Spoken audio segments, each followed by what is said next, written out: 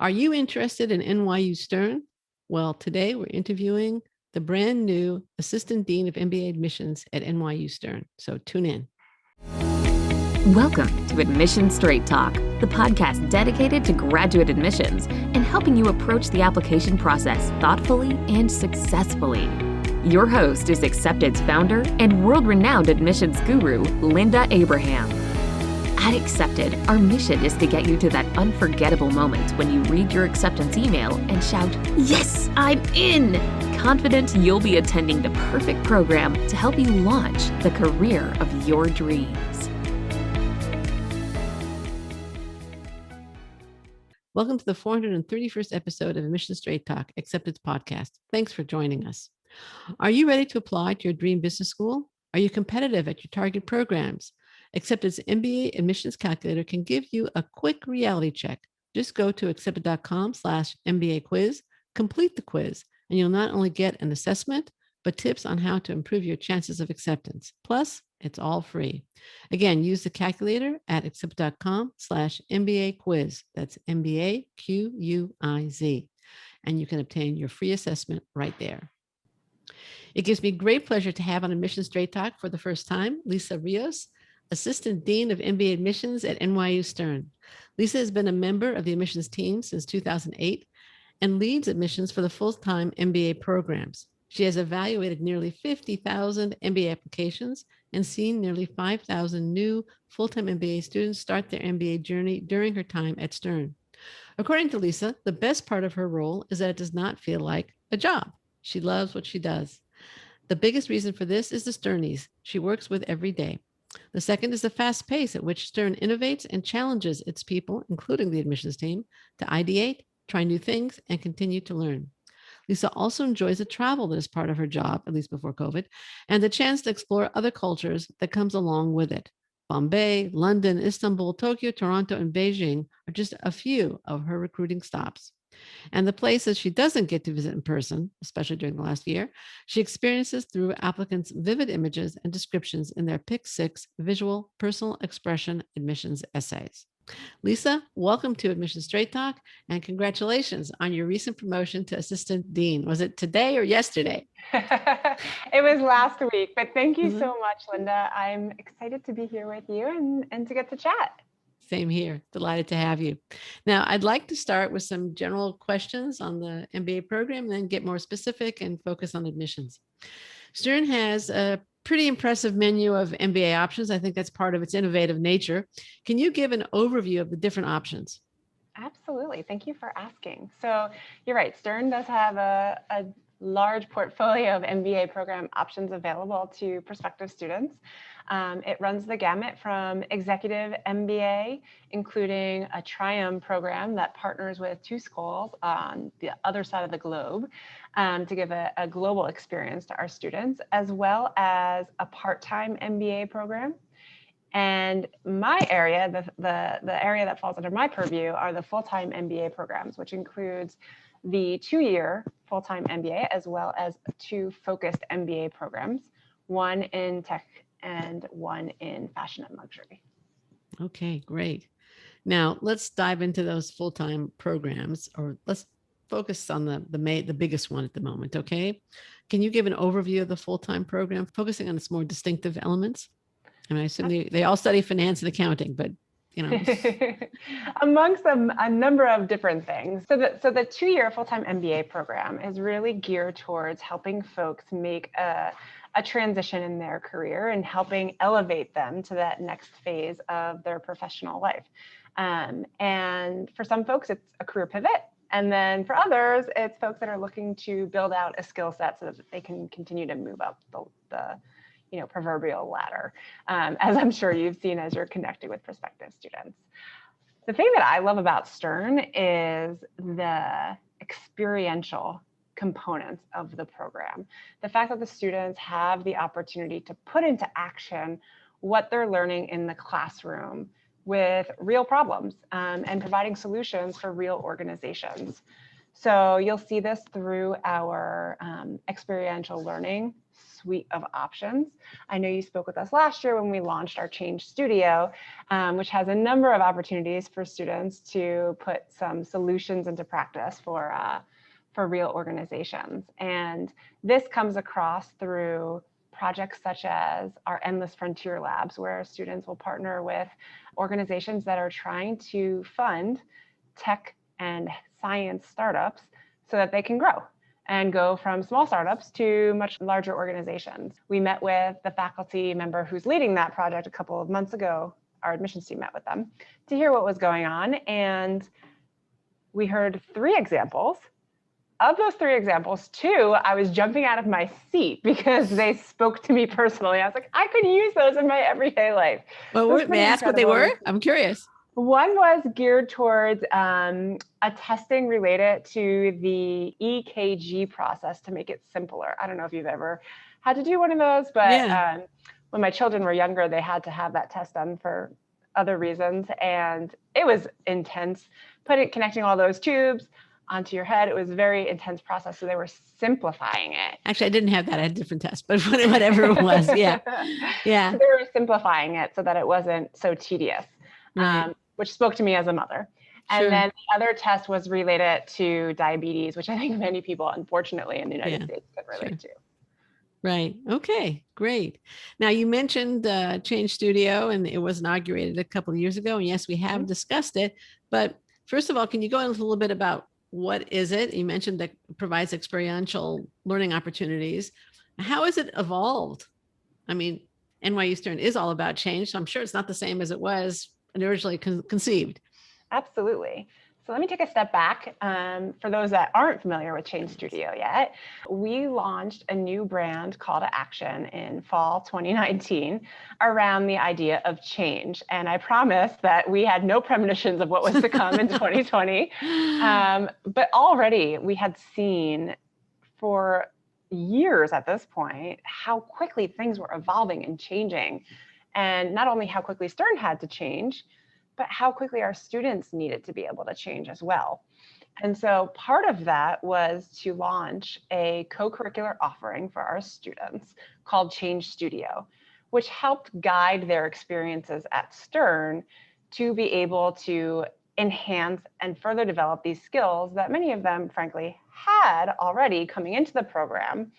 But now they're moving up to that next level so that when they graduate and continue on their professional journey, they have these skill sets that are going to help them navigate, deal with, create, engage with, whatever verb you want, with change. And it's broken up across 3 different areas. We have one that's called Dare It, one Dream It, and one Drive It. And they have different foci within each of those areas. The new element that I'm excited to talk about today within Change Studio is our Leadership Accelerator. This is our suite of leadership development offerings at Stern. Some of them are more one-on-one options, and then others are more broader scale that have a number of students involved. I would say one of the overarching ethos behind this program is that practice, practice, practice makes us better. And talking about leadership theories and reading about it in a book is not as valuable as experiencing it. So they were super excited this year to launch their inaugural live case, where they had students come together in a group without much advanced information about what they were going to embark on and participate in this simulation of a business case. They hired actors from NYU Steinhardt to be the board of trustees, to be the CEO, and all these different members of this case who had to change the way they reacted or responded to certain situations based on what the students were doing. So they really were experiencing things in a live, real-time way, to get a sense of what it's like to be in the real world as a leader. Right. And of course, change is so much part of our life. And I think when people have dealt with something challenging, it gives them, they can say, well, I dealt with that. Now I can deal with, I have the strength to deal with this. Absolutely. that sounds to me like that's part of the reasoning for this. Yeah. Sounds like excellent preparation for future leadership too. So the last element that you added is this leadership component to it, right? Yep. Leadership Accelerator. All right, great. Now, Stern in the past has offered a lot of global study opportunities. COVID, and obviously you as an admissions officer, were traveling the world also, right? COVID probably has hampered those opportunities. What's come in place? Any plans to reinstate some of the global treks and opportunities, or is it just pretty much virtual at this point? So you're right, like the rest of the world and the rest of the institutions, NYU did have a travel ban and is still holding the travel ban at this point in time. We are hopeful that soon we'll be able to lift it. And our offices are planning to put together a doing business in program for our graduating class of 2021. And so it's in the works. They're still figuring out the details, the timing and all of that, but they are hoping to still be able to offer that for our alumni who didn't have that chance when they were here at Stern. So that would be a trek to whatever it is, or Yep. That would, okay. Exactly. So our doing business in is typically about 10 days to 2 weeks long. In addition to getting to explore a new place, it also has 4 credit courses. Depending on where you go, the focus of the course will vary. So we have one typically that goes to Costa Rica. It focuses on sustainability. We have one that typically goes to Milan, focuses on luxury. And then there's others that are more general strategy-based courses. So hopefully we'll be able to offer that to those alumni, and they'll still get to experience that really cool, rich opportunity. But we also were able to, because we weren't able to travel this year, we were able to create a new program called Tech Solutions, which took place in the winter break, which is typically when our DBIs run. It was similar to the Google Sprint approach to developing solutions. Okay. So our students teamed up with a faculty member as well as with Rocket Mortgage and Dow Jones to work on problems that they had, and they had to very quickly come up with solutions and test them. It was a short, intensive course. It was a couple weeks. This is not like much of a vacation. No, not at all, but they were excited for it. Yeah. So it was a great way to get them involved in a new opportunity, get them in front of new companies, work on real problems, and flex their muscles while they were on winter break and couldn't travel to Costa Rica or Australia. Milan. Or Milan. All right. Sounds good. Now, is there some misconception about NYU Stern that you'd like to dispel, or is there something that people don't usually think of or know about NYU Stern that you think they should know? It's surprising to me, Linda. Yeah. Time and time again, the current students will say to me, I know you told us when we were applying how awesome this community was, but I didn't really believe it, or I couldn't feel it until I was here. And it is incredible. I think New York City and NYU in particular, because we don't have a campus, a traditional campus, can be perceived as perhaps not having this type of community. But our students are so tight and so engaged in the experience of Stern and so connected with one another and with the school, with the administrators, with the faculty. It's kind of incredible. And frankly, it's one of the reasons that I've been here for as long as I have been. It's because of the people at Stern. There's countless stories of the students during, unfortunately, this past year and a half. What are we at now? Year and a half? Getting there. It's about 16 months. Yeah, reaching out and trying to be helpful. I had students email me directly saying, I know you have young kids and I'm not high risk. Like, can I help you? Like, can I babysit? I'm like, what? Oh, that is so sweet. So sweet, right? Yeah, that's amazing. Just very thoughtful. And if they're that way with me, imagine just how helpful and kind they are to one another. So for anyone out there, they're already in. They don't need you anymore. They don't need me. You're in. They're in. Right. You'll forget about us in admissions once you're in. No, that's very telling. Thank you for sharing that. Yeah. But I encourage anyone who's interested in an MBA If they're already into Stern, great. If they know they want to apply, wonderful. But reach out, get to know the students, get to know the alumni, because I think that will just help them understand if this is the place that they want to spend the next 2 years of their life. You know what I thought you were going to say? I think what you said is great. Don't misunderstand me. I thought you were going to say that people think NYU Stern is just for those who want to work on Wall Street. I think it could also have that. I mean, we're 25 blocks away. Sure. So that certainly can come up. And look, we have a great reputation in finance. We have incredible faculty in this space. We have students who want to work there, but there are so many other offerings at Stern as well that we see students going into all different spaces, whether it's consulting or tech or entertainment and media. Yeah. We just have so much to offer. And with a school like NYU behind us and the opportunity to take electives at any of the other graduate schools, our students can really end up anywhere after they graduate. Every industry needs a manager, right? Right, for sure. But I think your point about the kindness in the community is really very impressive, far more impressive than my question. Now let's turn to the application. Stern requires a test score, almost any grad test score, but it is required. Is there any thought to test waivers going forward or going test optional?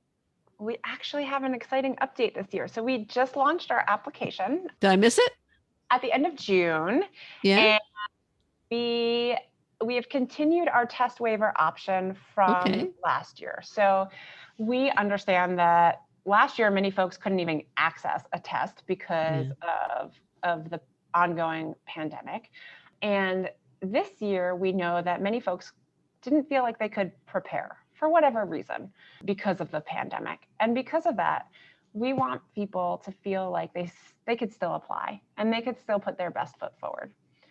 So anyone who's in this camp has the opportunity to request a test waiver. Okay. And they can do so by submitting a form online and then also presenting their case.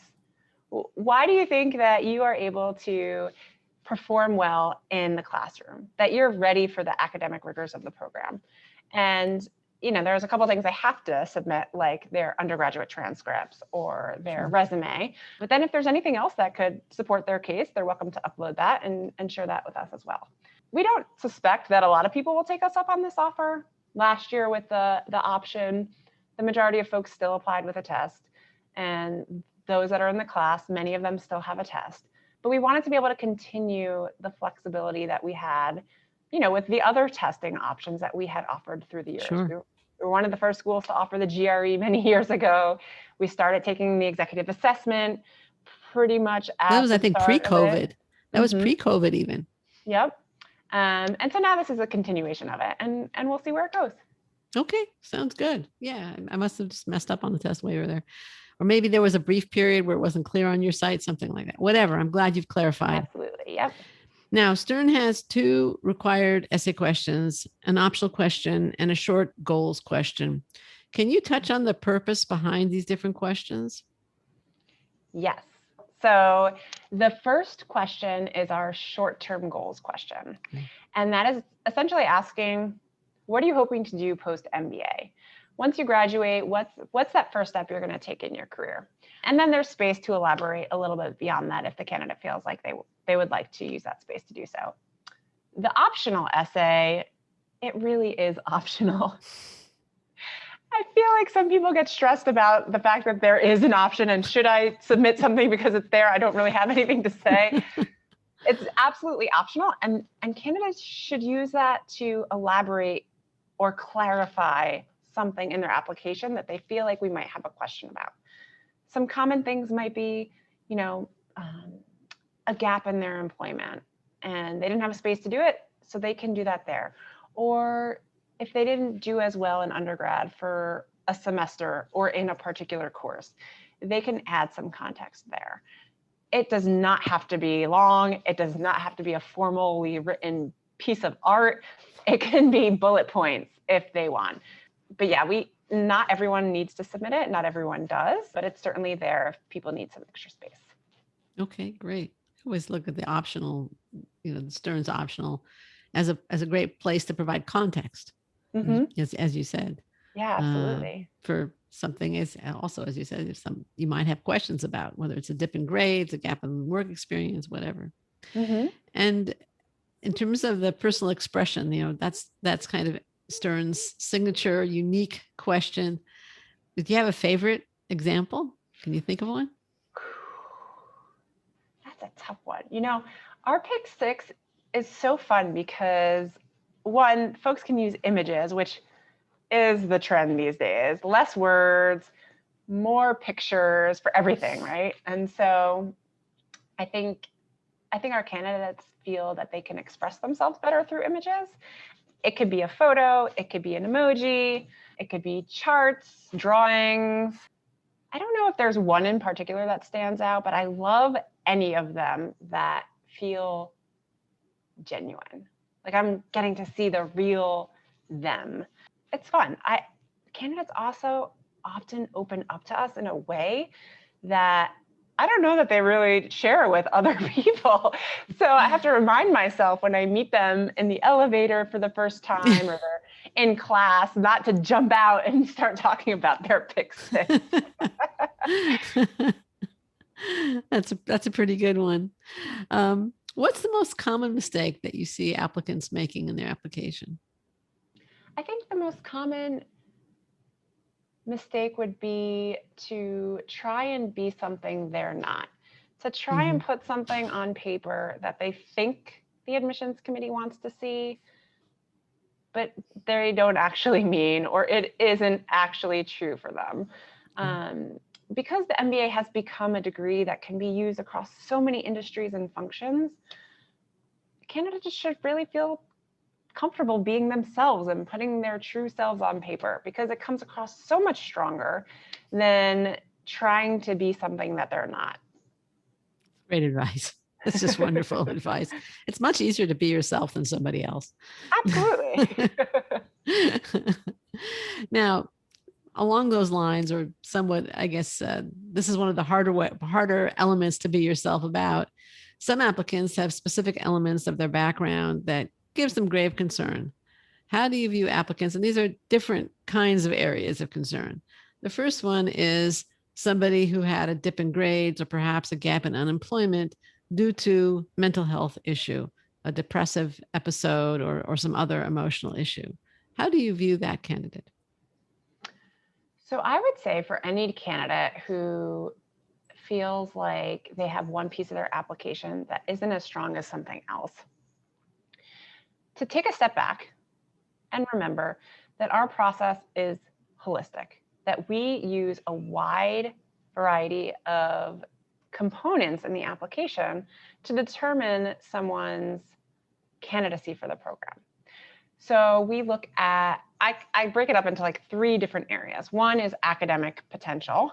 So are they going to be able to handle the academic rigors of the program? We'll look at undergrad, but that's not the only piece. Right. You also have the standardized tests. And oftentimes you can look to someone's work experience to see how they handle certain elements of their job responsibilities, which could translate to the classroom as well. So if there's one piece in that puzzle that doesn't feel 100%, or they wish it could have been better, then they can focus on those other elements to make their application strong.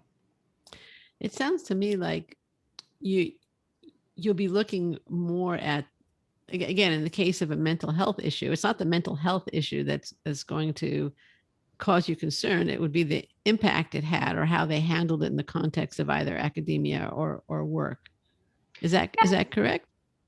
I also think that in those scenarios, time, of course, helps heal and can add context. And so even if in that moment, the candidate doesn't feel like they were able to move above or move through their challenges, 2, 3, 4 years later, they might be able to look back at it and say, I recognize what was going on. This is how I've changed, or this is how I've built my skill sets to be able to navigate this when I'm experiencing stress or difficulties or challenges.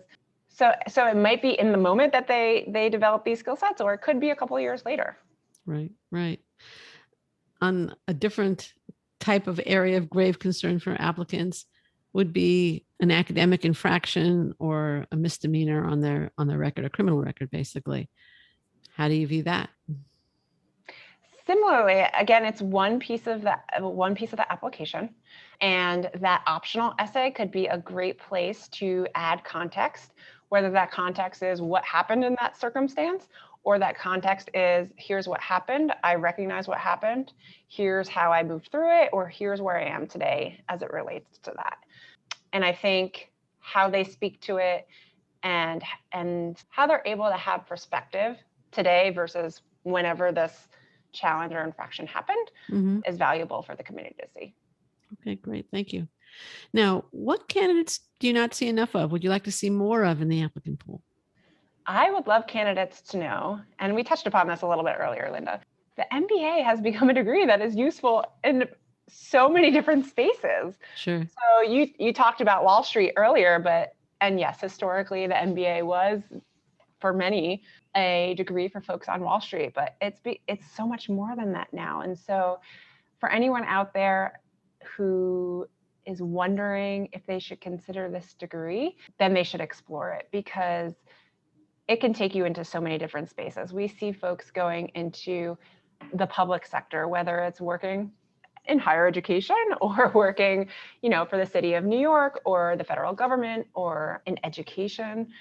We also see folks that are going into marketing or into tech. I mean, you yourself have probably seen so many evolutions of where students are taking their degrees. It's pretty incredible. Yeah, it is.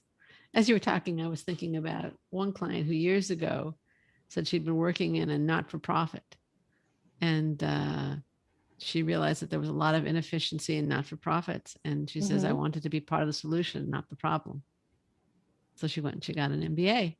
I love that. Obviously, there are people who go into government, the people who go into consulting, to business, manufacturing. I mean, just thinking about the clients we're looking at, we have, now high tech, product management, gosh, the list, healthcare, list goes on and on and on and on. And they all find the MBA valuable. Now, let's again, we're kind of, the interview is going to wind down. And I'm just wondering, do you have any specific advice for applicants who want to join the class of 2024? In other words, the class that's going to be flooding you with applications shortly. So they should be more in the latter stages of their preparation and application process. What advice would you have for them? Then we'll get to those in a minute who are a little bit further out. Yeah. So I'll give 3. And even though it's 3, it might sound like a lot. I could give 100 tips that I won't share with you for the sake of time. So first, I would just reiterate to be genuine, be yourself. And like you said, that'll make the process much simpler for them. You can be much more enthusiastic if you really are enthusiastic. Yeah, exactly. And it'll make it easier for us to see their strengths and what they're capable of. The second thing I would share is apply when they're ready. So Stern has 4 application deadlines, the first being September 15th and the last being March 15th. And I know candidates worry about which one should I apply for to have the best chance of getting into the program. I always joke it would be really mean of us to have 4 deadlines and to not have spaces available at all of them. But in all seriousness, they should apply when they're ready, when they feel like they have the best application to put forth, and go ahead and submit them. For Stern, if that is between deadlines, if it's on, September 16th, go ahead and submit. We'll review applications as they come in. We won't set them aside and ignore them until the next deadline. So that's sometimes something that I think surprises candidates. So yeah, it's fairly unusual. Yeah. And then my third piece of advice would be get to know us. We have tons of events that are happening, whether it's with the admissions committee or alumni or current students. So definitely get to know us, come to our events, ask questions. We're here, we're happy to chat. The students and the alums love sharing their stories and experiences, and they want to be helpful in bringing in the next class of Sternies. So definitely take a moment to say hello and ask their questions. Okay, great. And what advice would you have for someone thinking ahead to a fall 2022 application or later and considering Stern? I would say that I'm impressed by them because Okay. they're thinking in advance, which is wonderful. They have Right. more time to get to know the different programs and to really figure out what they want to do. You know, they could start studying early for the standardized tests. For folks that have been out of school for a while, that can be a bit of a hurdle, getting used to testing again. So Sure. take the time to start preparing now. And then, you know, think about what they really want to get out of the MBA experience and start building their networks, because they don't have to wait until the program starts to start exploring their future career possibilities. Okay, great. Thanks for the wonderful suggestions. What would you have liked me to ask you? What would you like to answer? So I realized that I left out one of our essays, and this actually goes along nicely with what I would also share. So our newest essay this year is in line with our brand call to action that we talked about. And our brand call to action is called Change, Dare It, Dream It, Drive It. So our essay question is asking candidates to tell us what their verb is. So it's change blank it. So mine is change, do it. And it may sound a little bit cheesy, but I really do think that actions speak louder than words. And so in my opinion, like, just try it, explore it, do it. If it's a mistake, I can change course and try something else. But you'll never know unless you do it. Right, right. You know, it's interesting. I was recently interviewed, I think, by Thrive magazine. And one of the questions they asked was, if you could start a movement, what would you start? That was an interesting question. And my answer was not because of it. This has nothing to do with NYU Stern. I wasn't thinking about it at all. I was just thinking, I said, I would start an I Can Change movement. I love that. In other words, I think sometimes, and I find it very sad, when I talk to applicants and all they focus on is kind of what's wrong. Mm-hmm. All right. The weaknesses, sometimes the failures, sometimes the obstacles that they've dealt with, the hand that they've been dealt, if you will. Mm-hmm. And, you know, they're certainly young enough where they really can change. So that was my answer. I don't know if that's obviously, I think change has to start with the individual, and Stern is much more focused on change in terms of organizations and society, and that's appropriate for an MBA program. But I just thought I'd share that as we bring this to a close. Lisa, I want to thank you so much for joining me today. Where can listeners and potential applicants learn more about NYU Stern's MBA programs? Absolutely. So they can check us out at www.stern.nyu.edu/programs-admissions. And you'll find all of our programs there, as well as anything you could want to know about how to apply, when to apply, and how to get in. Okay, great. Well, you provided a lot of information on how to get in today. So thank you again. We'll include links in the show notes at accepted.com/431 to the site that Lisa just mentioned, as well as to related articles and interviews. They're all going to be linked to at accepted.com/431. Quick reminder, don't miss the MBA admissions quiz. Find out if you are really ready to apply and competitive at your target schools. Take the quiz at accepted.com/MBA quiz, MBA QUIZ, and do it today. Listener, thank you too for joining Lisa Rios and me for our 431st episode. If you find the show worthwhile, please subscribe. Make sure you don't miss any future shows, be they with admissions directors, professors, current students, test prep pros, or alumni doing great things. Thanks again for coming. This is Admissions Straight Talk, produced by Accepted, and I am your host, Linda Abraham. I'll talk to you again next week.